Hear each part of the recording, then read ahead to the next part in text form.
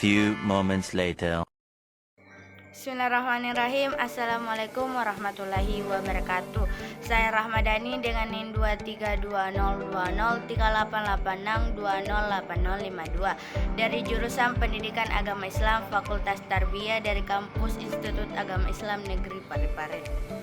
Adapun tujuan pembuatan video pembelajaran ini yaitu untuk memenuhi ujian akhir semester mata kuliah psikologi umum yang diampu oleh Ibu Andi Sulfiana MPD. Baiklah, di sini saya akan membahas tentang fantasi. Nah, apa sih itu fantasi? Apa saja macam-macamnya dan faktor-faktor fantasi serta kegunaan dan kerugian berfantasi.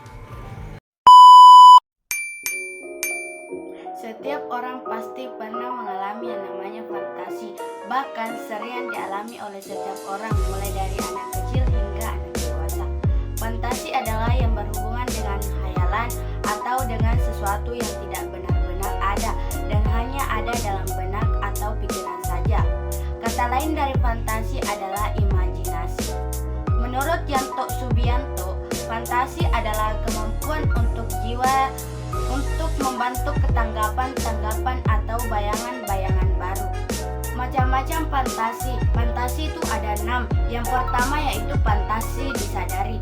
Fantasi yang terjadi disadari oleh individu tersebut. Misalnya seseorang sedang berimajinasi tentang suatu kejadian untuk novelnya. Nah, yang kedua yaitu fantasi yang tidak disadari. Fantasi yang terjadi tanpa disadari atau disengaja oleh orang tersebut. Fantasi semacam ini terjadi pada anak-anak yang kadang-kadang menimbulkan dusta semua pada anak tersebut. Nah, yang ketiga yaitu fantasi aktif. Fantasi yang terjadi melibatkan secara aktif gejala-gejala jiwa lainnya seperti pikiran, kemauan, perasaan, dan lain sebagainya. Nah, yang keempat yaitu fantasi pasif. Fantasi yang terjadinya tidak melibatkan gejala-gejala jiwa lainnya secara pasif. Pada fantasi pasif, seolah-olah kedasaran dibiarkan untuk tempat bermainnya daya fantasi. Nah, yang kelima yaitu fantasi mencipta.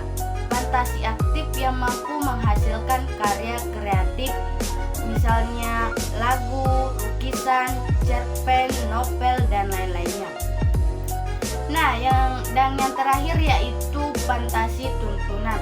Fantasi aktif yang terjadinya di bawah tuntunan sesuatu. Misalnya fantasi yang timbul pada saat membaca novel, melihat film, dan lain sebagainya. Faktor-faktor yang mempengaruhi fantasi yang pertama yaitu kurang adanya penggunaan waktu kosong. Yang kedua adanya harapan-harapan atau cita-cita yang tinggi. Nah, yang ketiga adanya kesulitan pemecahan masalah. Yang keempat adanya kelemahan pribadi, dan yang kelima adanya perasaan pesimis terhadap masa depan. Kegunaan fantasi dan kerugian dari berfantasi. Kegunaan dari fantasi yaitu dengan daya fantasi manusia mampu membuat karya kreatif. Dengan daya fantasinya manusia dapat masuk ke dunia imajiner, misalnya pada saat membaca novel. Dengan fantasi pasif atau melamun, manusia dapat menghibur dirinya sejenak asal tak terus-menerus. Sisi negatif dari berfantasi yaitu fantasi pasif atau melamun. Tidak begitu merugikan asal hanya itu dilakukan sebentar saja dan tidak sering terjadi. Jika melamun dijadikan kebiasaan, orang tersebut akan mengalami kesulitan jika menghadapi masalah di dunia nyata. Sebagai kesimpulannya bahwa fantasi ialah kemampuan jiwa untuk membentuk tanggapan-tanggapan atau bayangan-bayangan baru. Dengan kekuatan fantasi, manusia dapat melepaskan diri dari keadaan yang menghadapinya dan menjangkau ke depan ke keadaan yang mendatang. Baiklah, sekian penjelasan materi dari saya mengenai fantasi. Semoga apa yang saya sampaikan bermanfaat bagi kita semua, menambah wawasan kita, dan saya mohon maaf apabila ada penyampaian kata-kata yang salah. Di sini kita sama-sama belajar dan terus mencoba menjadi yang lebih baik lagi.